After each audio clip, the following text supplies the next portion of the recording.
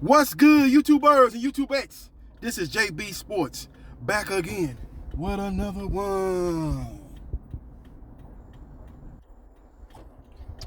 First of all, my thoughts and prayers go out to former unified lightweight champion, Teofimo Lopez. Mark Krieger, who works for ESPN, had an article that came out today and stated that Teofimo Lopez had air in his chest and he could have very well lost his life in the ring. He was having problems after the weigh-in when he was trying to rehydrate, but he thought it was just his asthma. As he's a guy that has asthma, he's had that since he was a youngins, and he just thought that was the problem, but it turned out to be a much more serious problem. So my thoughts and prayers go out to Teofimo Lopez and his family. With that being said, man, we're going to talk about former unified heavyweight champion, Anthony Joshua, nicknamed AJ. And what he said and what his promoter said, Eddie Hearn, the Puff Daddy of boxing promoters, always in the video. Let me set the stage for you. Anthony Joshua said recently that he would indeed consider step-aside money. That's a far cry from what Eddie Hearn was saying earlier before he made those comments. He said that Anthony Joshua ain't thinking about taking no step-aside money. Only thing on Anthony Joshua's mind is getting his titles back. People wrote him off after he lost his titles to Andy Ruiz, and he came back and proved his dollars wrong by becoming two-time heavyweight champion. He's going to be looking to prove those dollars wrong once again when he defeats Alexander Usyk to become undisputed. To become unified heavyweight champion and to become a three-time heavyweight champion. That's basically what Eddie Hearn said. Now Eddie Hearn caught wind of the comments that AJ made. And you know Eddie Hearn, he always say the fighters are the boss, even though in actuality, Anthony Joshua has a slave contract with Matchroom Boxing. I done said that in several videos. If that's the case, I know a lot of people are like, wait a minute, what are you talking about, JB Sports? How can you say he has a slave contract? We as a people endured real slavery 400 years ago. There's different forms of slavery. We ain't just talking about putting somebody in shackles and chains and putting them on a boat and taking them across the world to a foreign land and having them in the plantation and working for massa. I ain't talking about that type of slave. I'm talking about a contract that is a slave type of contract. That means that Anthony Joshua ain't no boss. Contrary to popular belief, Anthony Joshua don't call no shots. Eddie Hearn tried to make it look like that Anthony Joshua is the ultimate decision maker, but in actuality, Eddie Hearn is the ultimate decision maker. Make no mistake about it, ladies and gentlemen. See, it's all propaganda. It's all smoke and mirrors. It's fake news. When you talk about AJ actually going to take step-aside money and allow WBC heavyweight champion Tyson, the Gypsy King Fury. There's only one Tyson Fury taking on unified heavyweight champion who holds titles in the WBO, WBA, and IBF, and former undisputed cruiserweight champion Alexander Crazy Eyes Usyk.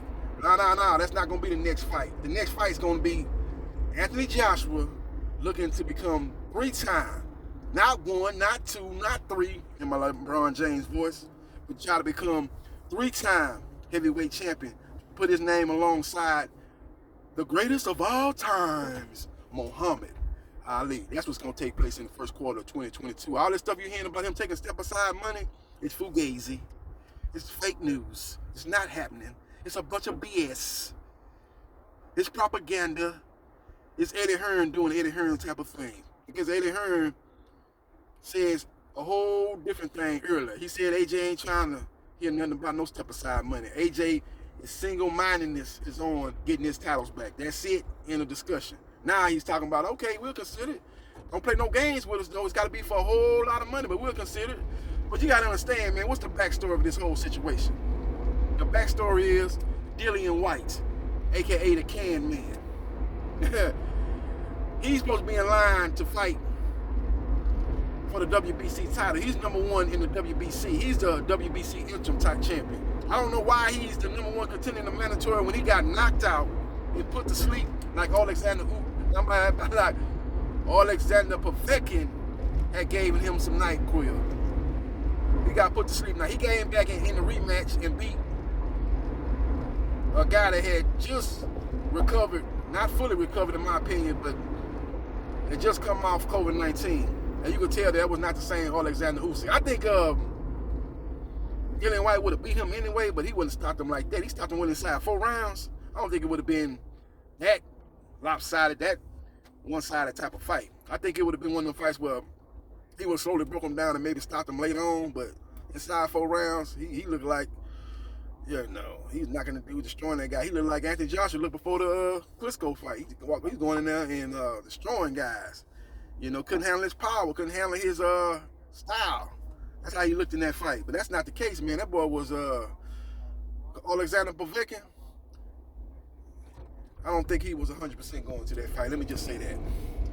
With all that being said, you're going to have to ask him to be, once again, on the outside looking in.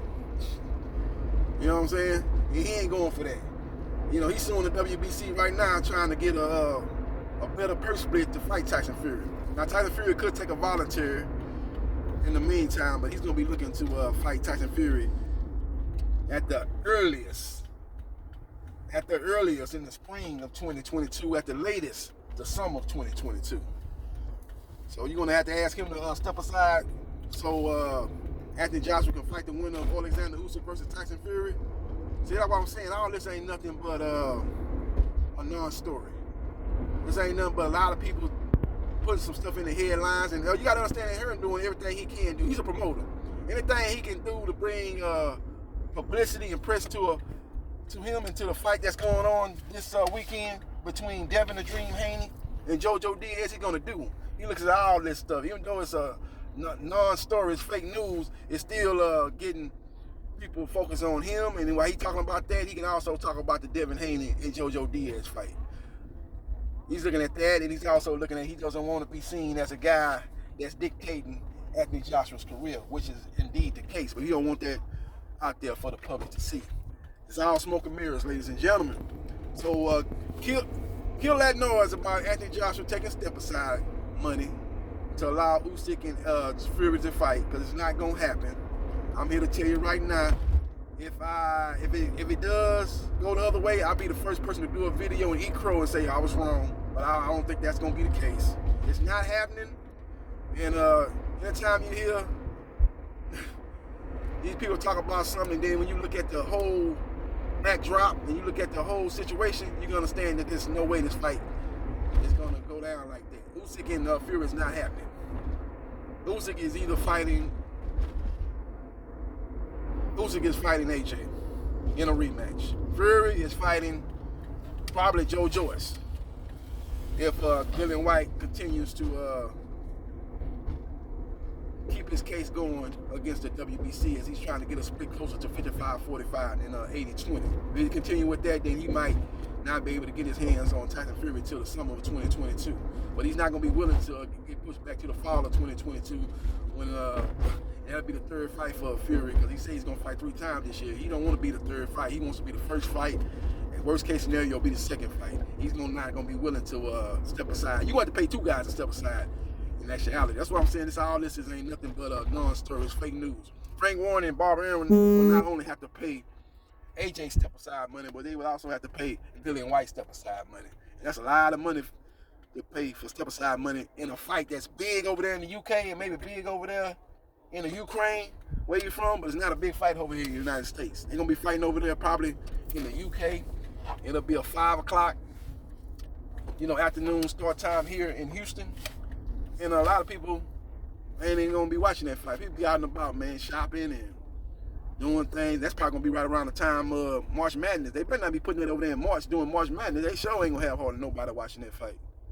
So all this is nothing but propaganda, smoke and mirrors. Once again, in Matchroom Boxing, they seem to be the masters of smoke and mirrors, man. And once again, this is another example of that. Let me know your thoughts about Anthony Joshua taking step-aside money to allow Tyson Fury to take on Alexander Usyk. Do you believe that actually has a chance of happening, or do you believe, like I believe, it's nothing but a fake news, a non-story? It's not gonna happen. Let me know your thoughts and subscribe to JB Sports, the man, the myth, the legend, and I holla.